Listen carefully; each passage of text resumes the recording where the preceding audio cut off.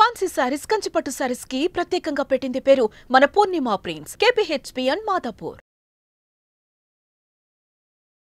నమస్కారం. కార్తీక పురాణం 23వ రోజు పారాయణలోకి వచ్చాం. ఈరోజు ఆదివారం అండి.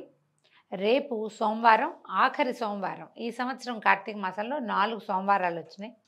ఆఖరి సోమవారం 24వ రోజు పారాయణ వింటాము.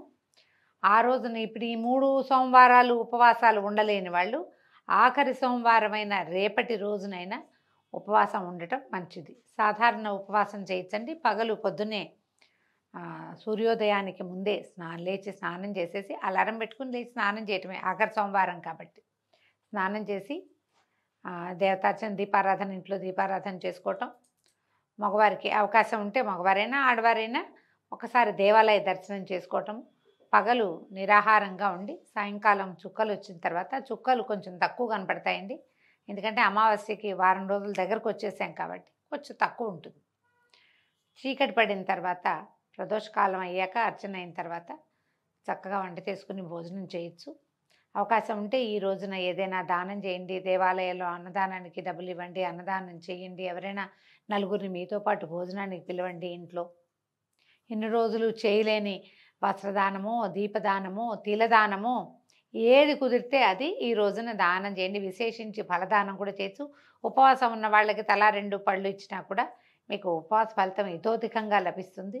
అవకాశం ఉన్నవాళ్ళు ఈ ఆఖరి సోమవారాన్ని సుసంపన్నం చేసుకోండి. అయితే మొదటి ఏకాదశి లాగానే ఈసారి ఏకాదశి కూడా సోమవారం అనంతరం రోజే వచ్చిందండి. అయితే సోమవారము లేదా ఏకాదశి మొత్తం రోజంతా ఉపవాసం ఉండాలి. మన వల్ల కాదని అనుకుంటే కనుక విశేషమైన కార్తీక సోమవారం నాడైనా ఉపవాసం చేసుకోండి. ఇంకా పారాయణలోకి వద్దాం. ఇప్పుడు ఈ బృందాదేవి ఒక ముని దగ్గరికి వెళ్ళిందని ముందు భాగంలో చెప్పుకున్నాం. నిజానికి చాలా పరాక్రమవంతుడు జలంధరుడు. అతను అప్పటికే త్రిలోకాధిపతిగా ఉన్నాడు.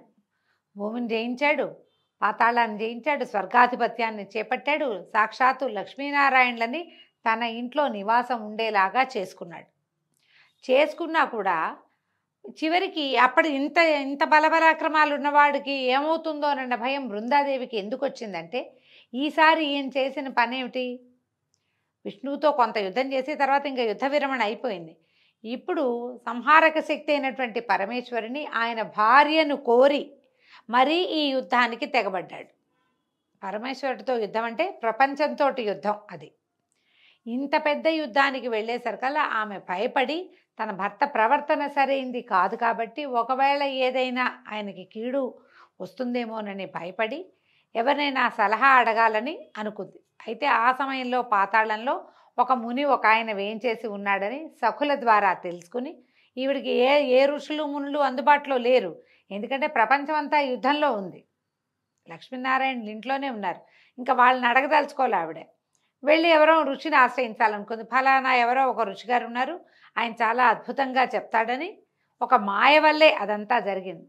ఆ విష్ణువు యొక్క మాయోపాయంతో ఈవిడ ఆ మునిగారిని చూడ్డానికి వెళ్ళింది. వెళ్తే అదొక దట్టమైన అడవి ప్రాంతం, ఇంచుమించుగా ఒక ఉద్యానవనంలాగా ఉన్నది, కేళీవనంలాగా ఉంది.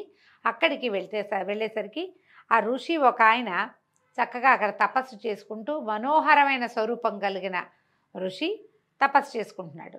ఈమె పోయి ఆయన దగ్గరికి వెళ్ళి చెప్పింది, నేను జలంధరుని భార్య అయిన బృందని, కాలనేమి నా తండ్రి, నా భర్త పరమేశ్వరుడితోటి యుద్ధం చేస్తున్నాడు, సమస్త దేవగణాలు, తర్వాత నందీశ్వర, విఘ్నేశ్వర, సుబ్రహ్మణ్యేశ్వర గణాలు కూడా ప్రమథగణాలతో కలిసి నా భర్తతోటి యుద్ధం చేస్తున్నాయి.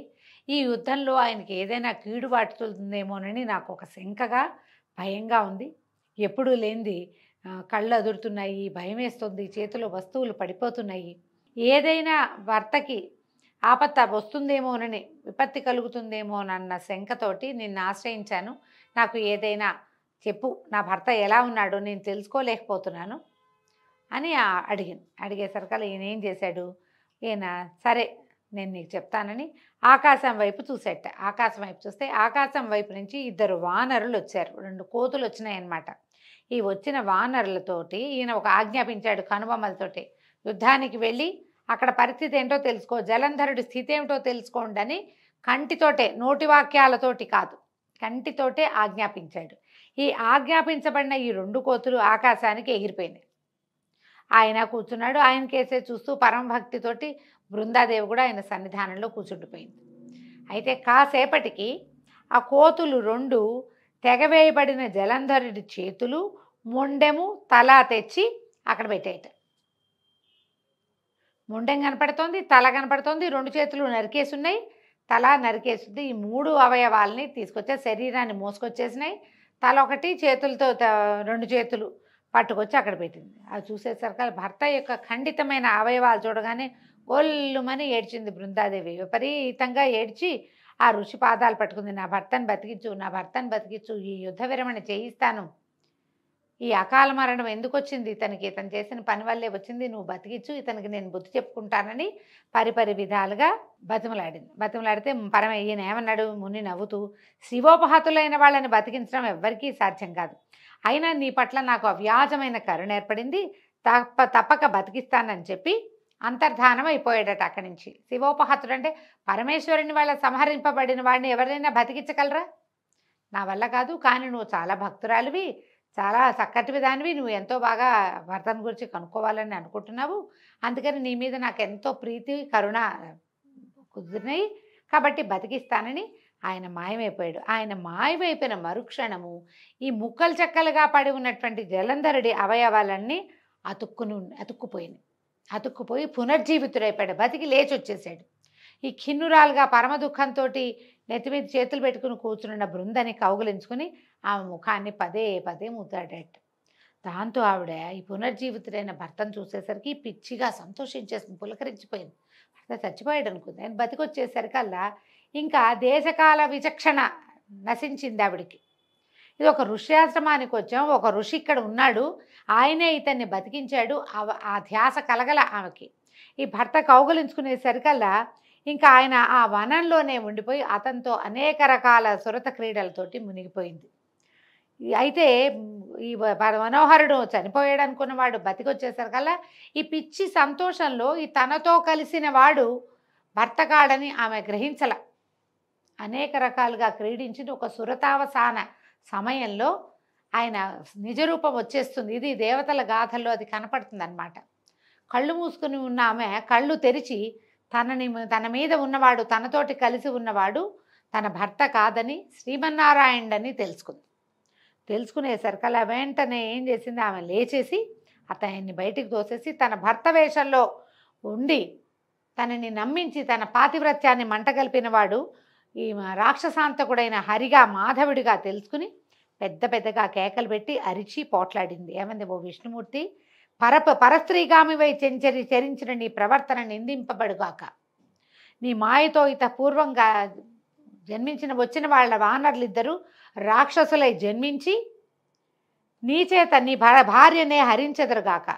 నువ్వు భార్యావియోగ దుఃఖితుడివై నీ శిష్యుడైన, అప్పటికి ఈయన పక్కన శిష్యుడు ఒకడున్నాడు, ఈ ముని పక్కన ఆదిశేషువే శిష్యుడుగా ఉన్నట్టు అక్కడ, ఆదిశేషునితో సహితుడివై అడవులలో పడి తిరుగుతూ వానర సహాయమే గతి అయిన వాడివి అగుదువుగాక అని శపించేసింది. భీషణంగా అరిచి కేకలు పెట్టింది, తిట్టింది.